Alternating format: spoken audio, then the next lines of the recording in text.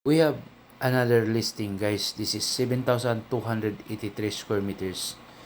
It's a clean title at 2,500 pesos per square meter.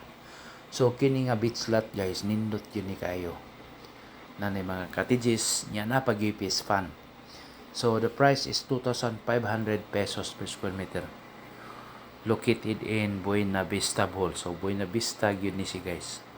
So facing Cebu Islands. So it happens nga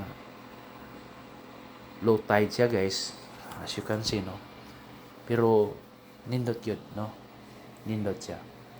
So barato naman, no, tag 25 pesos, 2,500 pesos per square meter. Super barato yun. So manay naka-advantage ani nga property kay barato siya. For inquiries, just contact me and please subscribe our YouTube channel. So this is a northern part of Bohol province, northwest. Buena Vista is a good place, no, progressive town. Ano siya shipyard, dihan napita. Nindot na gid kayo, super, no, nindot na kayo sa lugar. White sand beaches niya, nani mga cottages. So ang bayad murag 400 gyapon, guys. Barato ra gyapon. Yan nindot kay daghang mga ligo diri. Yeah, the road is connecting to the barangay road or to the highway. So doon ra gyud siya kaayo.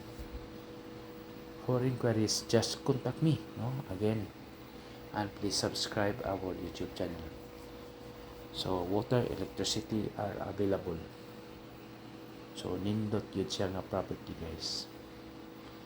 So kung naata ng tag 2,500 pesos per square meter, so nindot na kayo niya.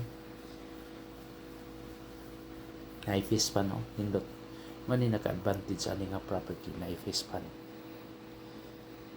Kita nimo. Again, thank you very much and God bless to all.